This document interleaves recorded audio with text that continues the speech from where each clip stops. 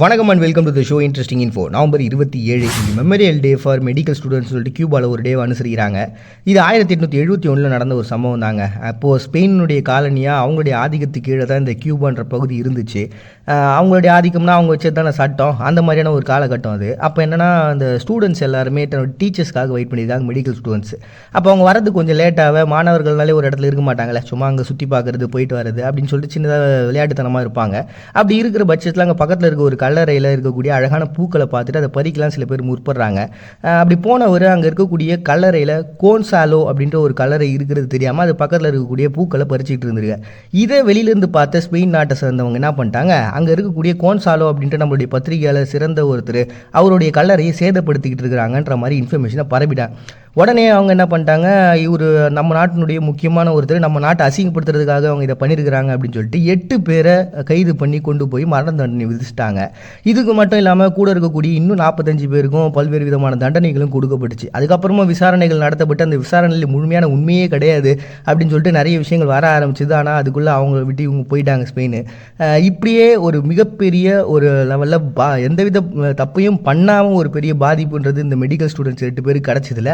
அந்த நிகழ்வுன்றது வரலாற்றில் மறைக்க முடியாத ஒரு சோகமாக பார்க்கப்படுது. அதுதான் இன்றைக்கி memorial day for medical students சொல்லிட்டு கியூபாவில் ஒரு டே அனுசரிக்கிறாங்க நவம்பர் 27. நெக்ஸ்ட் இன்றைக்கி இலங்கையில் மாவீரர்கள் தினத்தை அனுசரிக்கிறாங்க. சிங்களவர்களுக்கும் தமிழர்களுக்குமான ஒரு பிரச்சனை அப்படின்றது அது ஒரு பெரிய வாராக இருந்தது. அதில் நிறைய பேர் இறந்து போனாங்க. இந்த உலகமே அதில் நடந்த ஒரு நிகழ்வை பெரிய பதட்டத்தோடு பேசிக்கிட்டு இருந்த காலகட்டங்களாக இருந்துச்சு. 1948 பிரிட்டிஷ்காரங்க போனதுக்கு அப்புறமா யாருக்கு அந்த பகுதி அப்படின்ற மாதிரியான பிரச்சனைகள் போச்சு. ஒரு பக்கம் தமிழர்கள் வந்து தங்களுக்கான ஒரு பகுதி வேணும்னு கேட்டாங்க, இன்னொரு பக்கம் சிங்களவர்கள் அது முடியாதுன்னு சொல்லிட்டு அதுக்கான பிரச்சனைகளும் ஸ்டார்ட் பண்ணாங்க. இப்படியே 2 பேருக்குமான வார் அப்படின்றது 1983 2009 வரைக்கும் நடந்துச்சு. இதில் ஒரு விஷயத்தை கவனிச்சிங்கன்னா உங்களுக்கு தெரியும், நம்ம ஜனவரி 1 இன்னைக்கு வரைக்கும் எவ்வளோ டேஸ் பார்த்துருப்போம். நிறைய இடத்துல நிறைய நாடுகளில் ஐக்கிய நாடுகள் தலையிட்டுச்சு. அதே மாதிரி அமெரிக்காவுக்கும் படைகள் போனாங்க, இந்த ஒரு வாரம் நிறுத்தினாங்க அப்படின்ற மாதிரி விஷயங்கள்லாம் நம்ம பார்த்துருப்போம். ஆனால் இவ்வளோ இங்கே நடக்கிற ஒரு விஷயம், அதுவும் அண்டை நாடுகள்லாம் போய் ஹெல்ப் பண்ணிச்சு, அதெல்லாம் கூட பார்த்துருப்போம். இப்போ கூட நடக்கிற அந்த இஸ்ரேல் பிரச்சனையும் அப்படி தான், நாங்கள் அரேபியர்கள் அதிகமாக இருக்கிறாங்கன்னு சொல்லிட்டு தான் அரேபிய நாட்டை சார்ந்தவங்க அதுக்கு சப்போர்ட் பண்ணி அங்கே வாரலாம் கூட நடந்துன்னு இருக்குது. இப்படிலாம் இருக்கிற இந்த ஒரு சின்ன ஒரு நாட்டில், ஏன்னா இலங்கைன்றது அவ்வளோ பெரிய நாடெலாம் கிடையாது, இங்கே ஒரு நாட்டில் நடக்கிற ஒரு வாரம் நிறுத்த முடியாதா? எவ்வளோ பெரிய உலக அரசியல் நடக்குதுல்ல.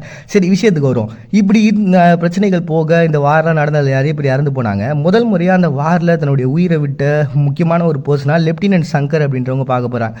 அவங்களுடைய இனம் ரீதியான உயிரை கொடுத்தவங்களுக்காக ஒரு நாளை உருவாக்கணும்னு சொல்லி உருவாக்கப்பட்ட தினமாக தான் இலங்கையில் மாவீரர்கள் தினத்தை அனுசரிக்கிறாங்க நவம்பர் 27. நெக்ஸ்ட் இன்றைக்கி டாட்டல் அடாப்ஷன் டே அப்படின்னு சொல்லிட்டு ஒரு டேங்க. இது எக்காலஜிக்கல் மேலே ஒரு பாசம் வச்சுருக்கவங்களால் உருவாக்கப்பட்ட ஒரு தினம் தான். கிறிஸ்டின் ஷா அப்படின்ற ஒரு பர்சன் 2011 இந்த ஆமைகளில் நிறைய பேர் தத்தெடுக்கிறாங்க. ஆனால் அந்த தத்தெடுத்துட்டு கொண்டு போய் முழுமையாக வளர்க்குறாங்கன்னா கிடையாது, அது பெருசான ஒன்று எடுத்துகிட்டு போய் காட்டில் விட்டுறாங்க. அது பசியாலையும் அந்த இடத்துல காடு அழிக்க போகிறதுனாலையும் இறந்து போகுது. நம்மளுடைய ஆசைக்காகவும் நம்ம சும்மா ஷோ கேஸுக்காக சும்மா வச்சுக்கிறதுக்காகலாம் இந்த அனிமல் கிடையாது. உண்மையாகவே உங்களுக்கு பாசம் தான் கொண்டு போங்க.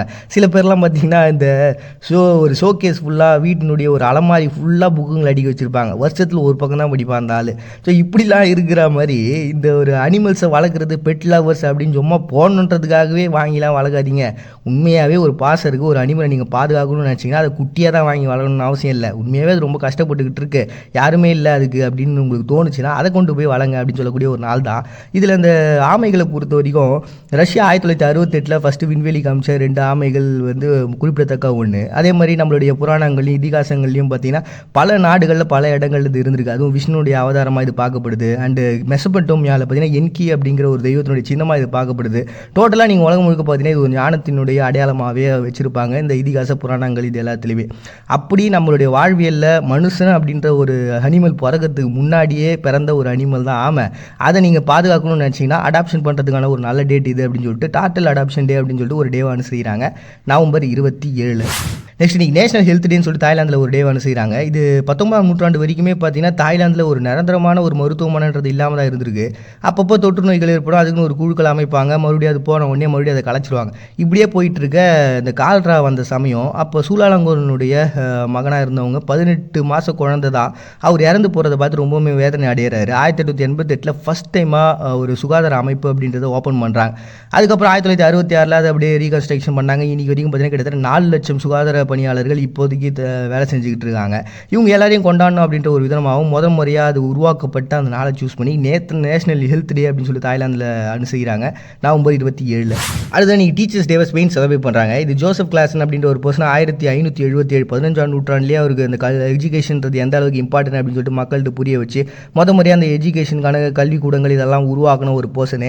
அதனால தான் அவரோட நினைவுக்கு வந்து இன்றைக்கி டீச்சர்ஸ் டே செலிப்ரேட் பண்ணுறாங்க ஸ்பெயின் நவம்பர் 27. நிஜமற்ற வாழ்வில் நிஜத்தை தேடி, நிஜமென்று நம்பி நிஜமற்ற வாழ்வில் நிழலென ஆறுதலை தேடி, நீயா நானா பொறாமை பிரித்து நாகரிகம் ஒன்று அறத்தை மறந்து. மறுபடியும் நாளைக்கு வந்து சந்திக்கிறது உங்கள்கிட்ட விடைபெறுது. நான் உங்கள் பாடியை நீங்கள் பார்த்துட்டு இருக்கீங்க. இந்த நிகழ்ச்சி இன்ட்ரெஸ்டிங் இன்ஃபோ.